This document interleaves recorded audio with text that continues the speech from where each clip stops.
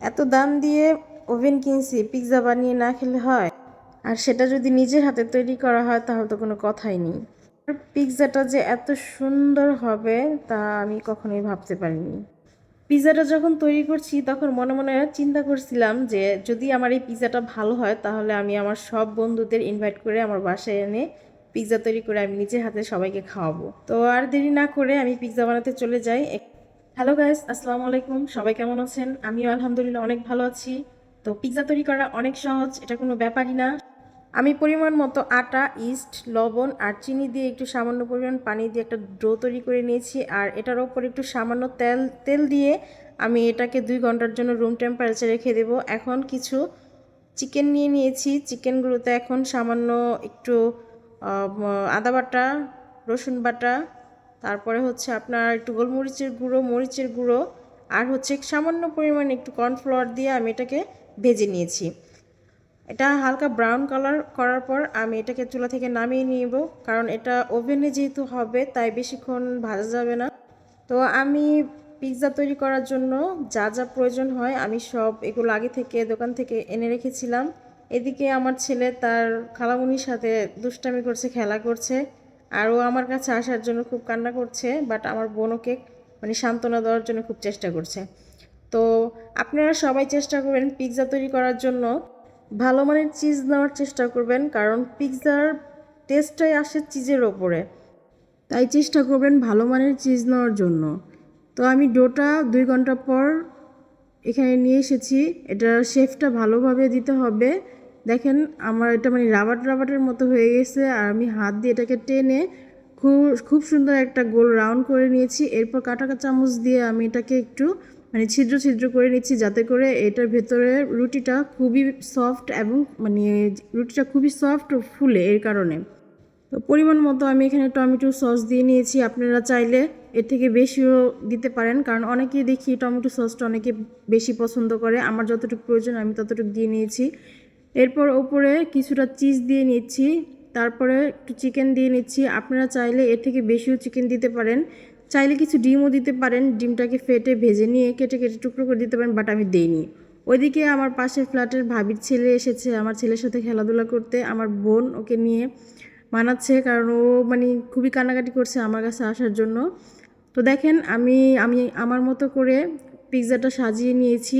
Capsicum, পেঁয়াজ আর তারপর হচ্ছে চিজ কিছুটা মানে বড় বড় করে কেটে নিয়েছি, যাতে করে এটার ওপরের মানে যে শেপটা এটা নাকি অনেক সুন্দর আসার জন্য। আসলে পিৎজার সৌন্দর্যটা হচ্ছে এটা সাজানোর উপরে। আমরা অনেকেই কি করি, বিভিন্ন রেস্টুরেন্টে যায় বেশি দাম দিয়ে পিৎজা তৈরি মানে পিৎজা খাই, প্রায় 500, 600, 700 মানে যে যেরকম খায় ওরকম দাম হয়। তা না করে আমরা খুবই অল্প কিছু খরচে মানে ঘরে বসে আমরা পিৎজা তৈরি খেতে পারি, আর সেটা খুবই টেস্ট হয়। আমার ওভেনটিতে অটো মেনু সিস্টেম করা আছে, যার কারণে আমি ওভেনটির ভেতরে পিৎজা দিয়ে নিজের মন মতো অন্য কাজ করেছি।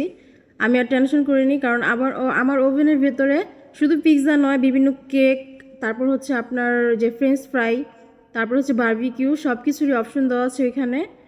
মানে আপনি ওইখানে ভেতরে দেওয়ার পর আপনি রিল্যাক্সে থাকতে পারেন, কোনো পুড়বেও না, কোনো কিছু হবে না। তাও আমি ফার্স্ট বানাচ্ছি, সামনে এসে বারবার দেখছি যে আমার পিৎজাটা হচ্ছে নাকি হচ্ছে না, নাকি পুড়ে যাচ্ছে।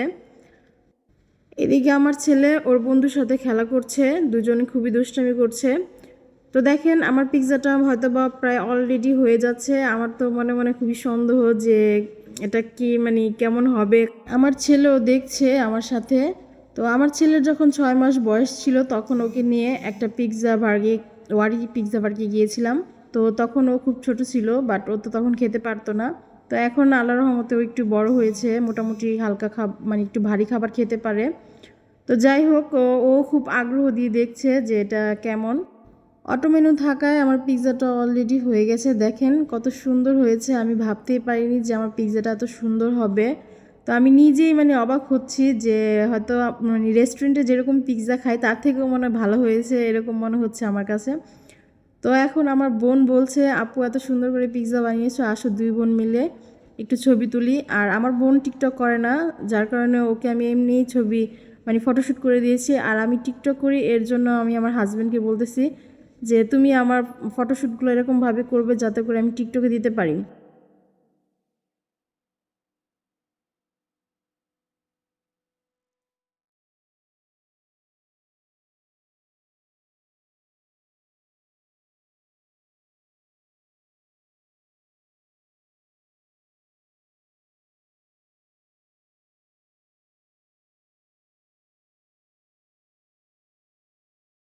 তো ওভেন থেকে পিৎজাটা বের করে নিয়ে এসেছি আর আমি কাটছি এটাকে। আমার ছেলে আগ্রহ মানে এটা খাওয়ার জন্য খুবই আগ্রহ করে দাঁড়িয়ে আছে যে এটা কেমন।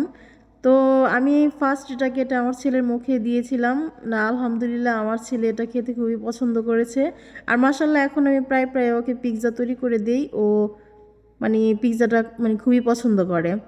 তো গাইস, আজকে এই পর্যন্তই। আমার জন্য দোয়া করবেন প্লিজ। আমার ফেসবুক পেজ আপনারা বেশি বেশি করে লাইক কমেন্ট করবেন, ফলো করবেন। আমার ইউটিউবে সাবস্ক্রাইব করবেন, আমার পাশে থাকবেন। আর চেষ্টা করবেন পিৎজা না কিনে খাওয়ার থেকে বাসায় তৈরি করে খাওয়ার জন্য, কারণ বাসার তৈরি পিৎজাটাই খুবই ভালো হয় আমার মতে। তো গাইস, এই পর্যন্তই। আপনারা সবাই ভালো থাকবেন। আসসালামু আলাইকুম, আল্লাহ হাফেজ।